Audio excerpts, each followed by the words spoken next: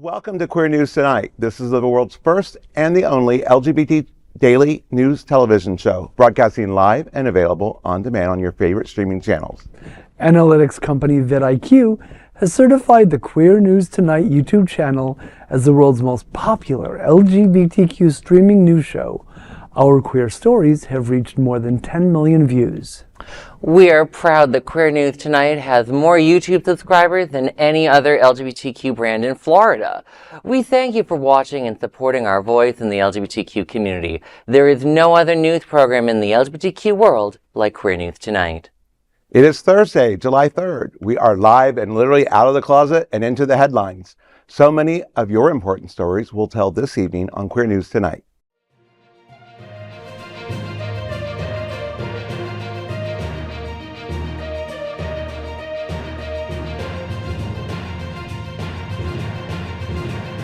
You're watching Queer News Tonight, the world's first daily LGBTQ evening news show. Welcome to the world's most important LGBTQ evening news show. Hotspots Magazine Happening Out Television Network is a nonprofit 501c3 media company in the same model as PBS and NPR, but designed for the LGBTQ community. Our nonprofit mission is to support the 11 pillars of our LGBTQ community. We want to inform and educate the key issues of lesbian, trans, Latino, Black, healthcare, seniors, students, faith, social justice, business, and queer culture. Help us support our diverse community. We are part of one of the largest LGBTQ nonprofit media companies in America, Hotspots Magazine and Happening Out Television Network. In 2025, our magazine is celebrating 40 years of the LGBTQ experience, and Queer News Tonight is celebrating our 5th anniversary with more than 10,000 LGBTQ television stories. We present Pride Fest in August, and we declare that love is in the air with Pride Fort Lauderdale on Valentine's Day, February 14th. Our magazine, events, television news, talk, and entertainment shows support our mission to educate the LGBTQ and broader community. In 2025, more than 100 community leaders will sit at this table and share their voice as our anchors. Together, we host this show to support the LGBTQ community. Let's meet this evening's anchors at Queer News Tonight.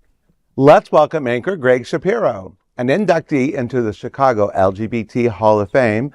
Gregg is an entertainment journalist whose celebrity interviews and reviews run in a variety of regional LGBTQ publications and websites. Gregg, the Fierce Art Gallery is hosting their next live model drawing session on July 9th. Tell me, what's happening out? The Fierce Art Gallery studio on Dixie Highway in Wilton Manors is hosting their next live model drawing session. They welcome artists of all levels, from beginners to experienced artists, for this fun event of creativity. Refreshments are included, and you are free to bring snacks as you meet new friends and socialize.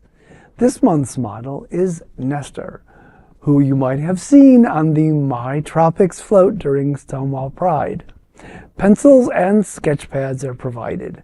Please RSVP via Eventbrite. I've said this before on the show, and I'll say it again, but I really value the way that the Dixie Highway stretch, so that's for people who don't know, so Dixie Highway, the set stretches just north of 5 Points, like the big intersection in Wilton Manors. It's sort of becoming its own gallery row, including spaces such as the Fierce Art Gallery studio. I hope it flourishes. I hope it continues. Yeah, they've done a great job at doing that, and they're still continuing to build it. And you know, I look at them going, ooh, pencil drawing and live drawing, you know, you can't go wrong with that. No. I just know when I was in art school, because I'm an abstract artist, they were like, don't ever take life drawing because it'll mess up your art. And I've never done it, but I'm like, maybe I should You could do an abstract of Nestor. Exactly. I find model drawing very fun. I haven't done it in many years, though. When I went to the gay model drawing, you wore the same outfit as the model, which I felt was a little bit more just because I'd feel awkward otherwise. But this sounds like a wonderful event, too. Yeah. Well, Queer News Tonight looks forward to seeing you at the next live model drawing session at Fierce Art Gallery. That is a big LGBTQ story for today. There is no other queer nonprofit media platform like this in the entire world. Support our LGBTQ stories by subscribing and sharing Queer News Tonight. Let's welcome anchor Alex Morash. Alex has served as editor-in-chief of Options Magazine, media director of the National LGBTQ Task Force, and press secretary for the Florida Democratic Party. Alex, the next Equality Park After Dark market is July 17th. Tell me what's happening now. Sure thing, Vaughn. Indulge your inner foodie and shopaholic. Bring your friends, bring your appetite, bring your sweet puppies. Come enjoy our whimsical, wonderful, fun and funky artisan market and food truck rally. Join the Pride Center for Equality Park After Dark, Thursday, July 17th, from 6 p.m. to 10 p.m. Every third Thursday moonlights as an extravaganza of multicultural cuisine, jewelry, handmade crafts, vintage treasures, art, music, fashion, pottery, candles, soaps, and local merchants. The event is free, and you can find more information at pridecenterflorida.org. And you know what? I might actually go there myself, because normally I anchor on Thursdays, but that particular Thursday is my birthday, so I took it off. So it might be a fun little birthday thing for me to do, and it's just fun.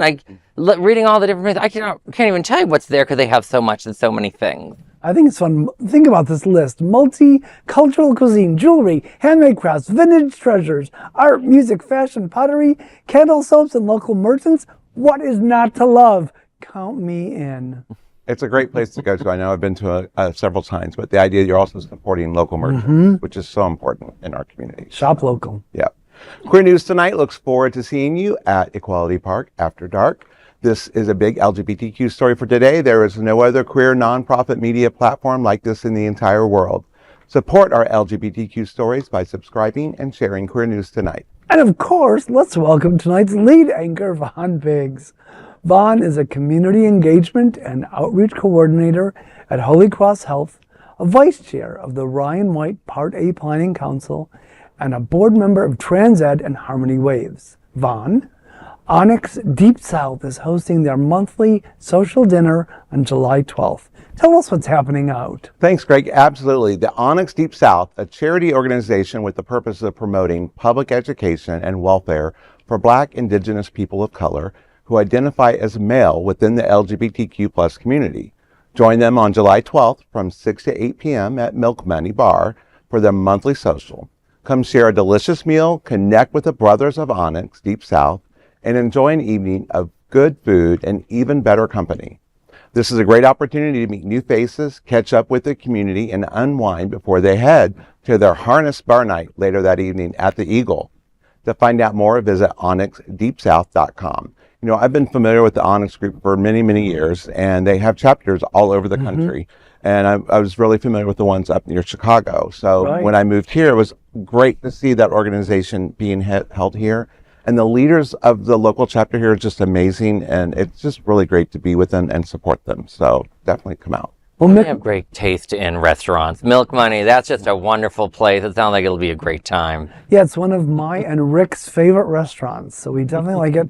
And we always see lots of LGBTQ folks dining there too, so it's nice to see that they're actually having an event for the community there. So fantastic. And Queer News Tonight looks forward to seeing you at the ONYX Deep South Social on July 12th. That's a big LGBTQ story for today. There's no other queer nonprofit media platform like this in the entire world. Support our LGBTQ stories by subscribing and sharing Queer News Tonight. Now let's dive deep into this big LGBTQ story for today. I'm Vaughn Biggs, and let's queer up gay culture. Shock after 2 shootings at queer spaces Wednesday night. The queer community has faced 2 attacks within 24 hours as Pride Month ends. The first occurred as 2 people were wounded at Harlem's Lambda Lounge in the early hours of Wednesday morning. Bar patrons were leaving the bar just before 3 a.m. as shots rang out, hitting a 51-year-old security guard and a 39-year-old man. The masked gunman ran off and has not been caught. Later Wednesday night, at least 4 people were killed and 14 others were wounded after a drive-by shooting outside of Chicago's Artist Lounge. The attack happened as a crowd was leaving the venue following a performance by rapper Mellow Bucks. On Instagram, Artist posted a message about the incident, writing, quote, "Artist was created as a safe space. a space where Black, brown, queer, and allied communities could gather, be celebrated, and feel at home in River North. We've always led with that mission. And what happened last night disrupted it in the most painful way. Our hearts are with the victims and their loved ones, end quote. You know, it just continues to show that we always have to be vigilant, you know, hear something, see something, say something, but these type of attacks, you know, cowards coming out with masks and things like that to do things, it's ridiculous, and it's so sad to hear this happening. I mean, shock is putting it mildly. 2 queer spaces on the same night, it's just completely unacceptable, and I sincerely hope that this isn't the beginning of something more widespread. Maybe it's terrible as they are, maybe they're just random events, and that there won't be any more. It feels like there's more going on, because I know with one of the stories is in Harlem. I remember, you know, because I'm a huge fan of the Ramadani who the Pride, and they had to put out a statement because there was a shooting, I think, the night of the parade, like near Stonewall or something, and now this one. I think the most shocking is, you know, the Chicago shooting, 4 dead, 14 injured. That would be a major news story 10 years ago, and now, because gun violence has so completely consumed this country, that it's nothing anymore. Yeah. It's just a drop in the ocean of gun violence at this point. I don't have answers anymore. I throw up my hands in despair, quite frankly. Well, that is a big LGBTQ story for today. There is no other queer nonprofit media platform like this in the entire world. Support our LGBTQ stories by subscribing and sharing Queer News Tonight. Now, let's dive deep into this big LGBTQ story for today. I'm Gregg Shapiro, and let's queer up education. Students must be allowed to opt out of LGBTQ lessons, Supreme Court rules. The Supreme Court has ruled on Mahmoud versus Taylor, a case that was started by the 2022 Montgomery County, Maryland School Board decision to incorporate LGBTQ inclusive books into classroom curriculum. Titles included Uncle Bobby's Wedding, which features a same-sex couple, and Born Ready, which tells the story of a transgender child. The school district had initially allowed parents to opt out of the lessons, but later changed that policy, citing administrative burdens. The case was brought to the courts by a coalition of Christian, Muslim, and Jewish parents who argued that removing the opt-out violated their religious freedoms. Beth Hoffman, a Maryland mom of 2 whose children attend school in the district, said to GMA of the decision, quote, "I think the ruling is a huge setback. Public schools should be an inclusive space. I hope that this isn't an end-all be-all. We need to celebrate our differences and educate our youth to accept people for who they are," end quote. Liberal Justices Sonia Sotomayor, Elena Kagan, and Ketanji Brown Jackson dissented in the 6-3 ruling.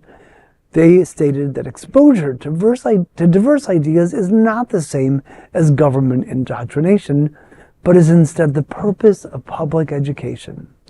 HRC President Kelly Robinson said of the decision, quote, "Every child deserves to see themselves reflected in the stories they read and to be celebrated in their classrooms for who they truly are. This ruling not only tells LGBTQ+ students that they don't belong, but that their experiences and existence are less worthy of respect. It's wrong, it's dangerous, and it's cruel, plain and simple," end quote. Well, speaking of administrative burdens, can you imagine what kind of additional pressure these schools will be under just trying to keep track of which little bastards are and aren't allowed to participate? And I want to also say thank you to open-minded Maryland mom Beth Hoffman and liberal justices Sotomayor, Kagan, and Jackson. Here's the thought, though. Why don't you just do us all a big favor and homeschool your unnecessary offspring? Well, you know, this to me, it reminds me so much, like, it's someone who used to work in the LGBTQ advocacy space, of constantly warning that the other side is really good at what they do, and that the polite, we just want to be seen rhetoric isn't going to work. This group specifically went case shopping. They found a district that had an opt-out policy and then took it away, which was you're just begging for a lawsuit at that point. You're just, and you're probably going to lose that lawsuit, because if you had the opt-out, of course a judge is going to say, well, why can't you continue the opt-out? Right. Then they made sure to put Muslims and Jews in it to help split the progressive community. Remember, the first name is Mohammed. They did that deliberately to attack progressives. And, I see this, and instead of saying, we need to stand up for the education system, we need to start saying, no, you want trench warfare? Let's have trench warfare. Let's start challenging every book that has any romantic heteronormative couples in it. Let's say that's controversial too. Let's bring chaos to these school systems. If you're coming for our kids, we're going to come for your kids too. That's the only way you're going to win anymore with these groups. You see how they're acting? They ain't playing nice. It's war. Right. Books about Christmas too. Anytime that. Oh yeah, you could go after everything. Yeah, Whatever you think. Just if they're going to go after us, any case. The other side, it's half the time it's not even about us when they're trying to get to us. They're just trying to find any way to come for us. We got to start thinking like that too. Yeah. It makes me think, though, because of the ruling, and it stated students must opt out. It doesn't say the parents of the students. Oh no, So- but the headline was students, but it's the parents' rights. The students actually don't have a say in it. Oh, darn. I know, and then that crazy? Yeah. Like what? Like, think about an actual teacher. Like I was a substitute. My parents were teachers. Think about if a kid's like, but I want to be part of the lesson. What, you have to say no. You have to go wherever they're going to tell you to go for the period. Probably a study hall, just sit and twiddle your thumb. Maybe the kids will share stuff in secret with each other. Well, they already do. Yeah. Well, that is a big LGBTQ story for today. There is no other queer nonprofit media platform like this in the entire world. Support our LGBTQ stories by subscribing and sharing Queer News Tonight. Now, let's dive deep into this big LGBTQ story for today. I'm Alex Morash. Let's queer up entertainment. After anti-woke review bombings, Marvel's Ironheart gets certified fresh ratings. Marvel's Ironheart, which premiered its first 3 episodes on June 24th and the final 3 episodes on July 1st, faced a pattern that has become familiar for Marvel's female-led projects. The series follows Chicago native Riri Williams, a 19-year-old black girl and tech genius who first appeared in Black Panther: Wakanda Forever. The cast also features diverse actors such as Hamilton star Anthony Ramos and The Hood Drag Race alum Shea Coulee, and the computer hacker known as Slug, and transmass non-binary actor Zoe Terakis as one of the characters known as the Blood Siblings.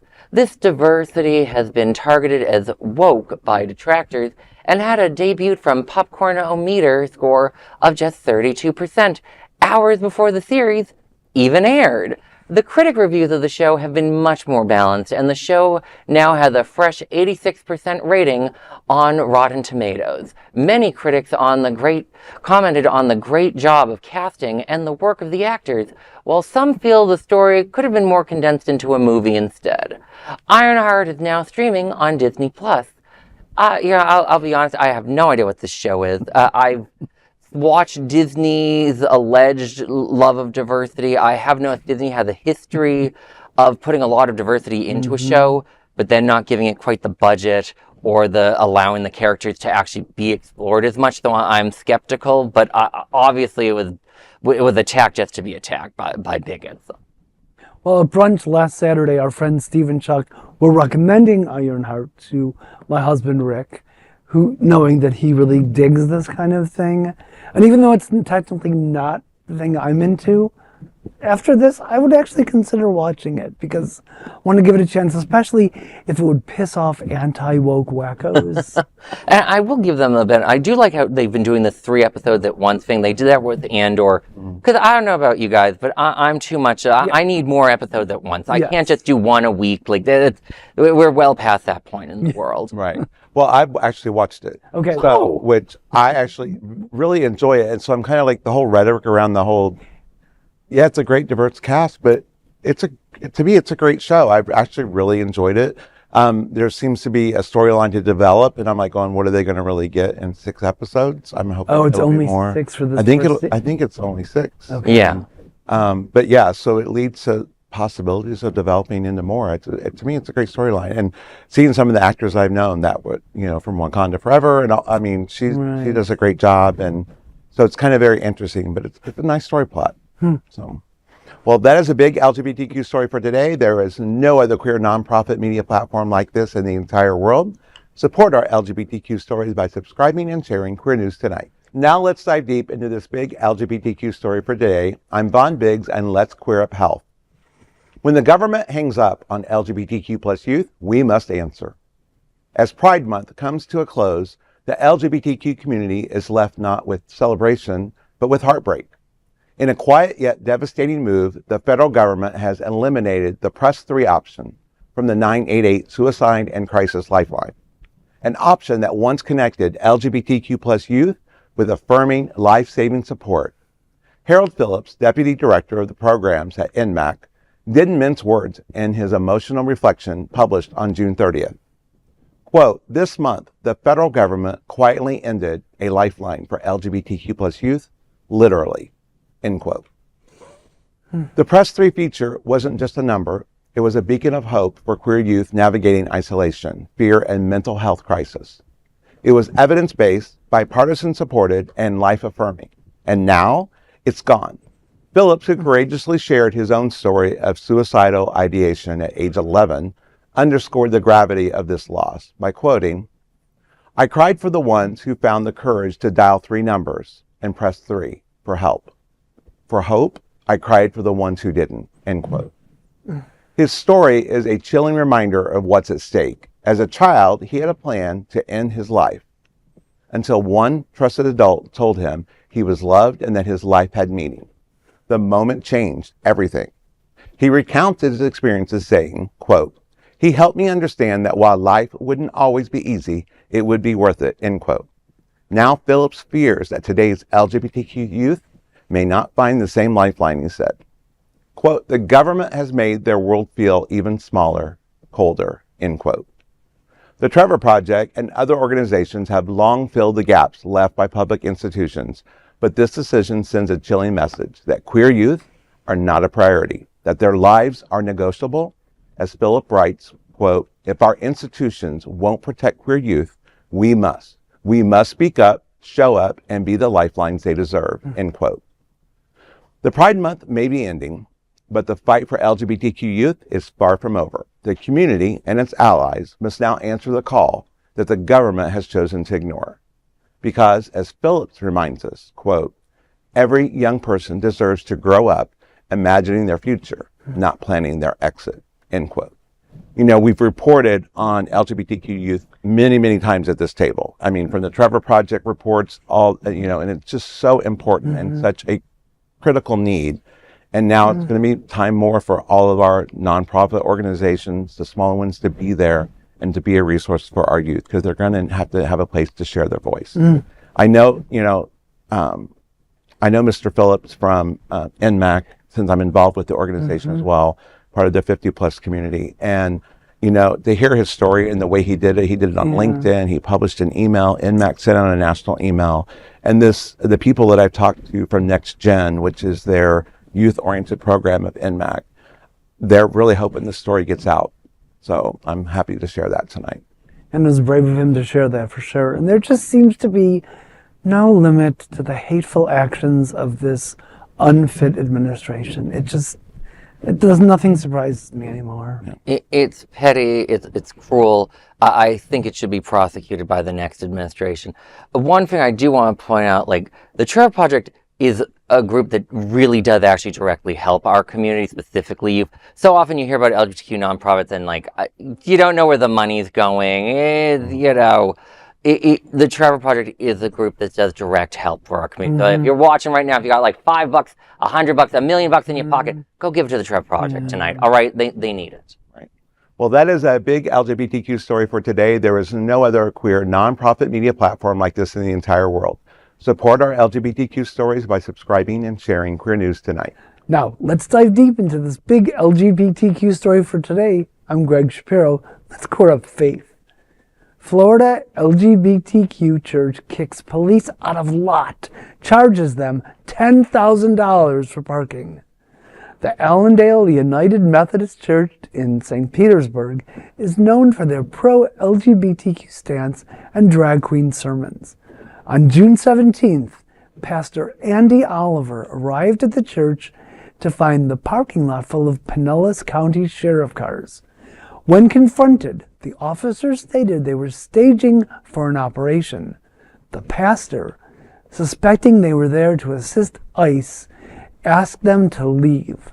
Afterwards, the church issued a bill to the sheriff's office for $10,000, stating it was for, quote, unauthorized use of private church parking lot beginning at 6 a.m., 13 vehicles occupying 17 parking spots, disruption to community access, operations, and congregational use of property, end quote.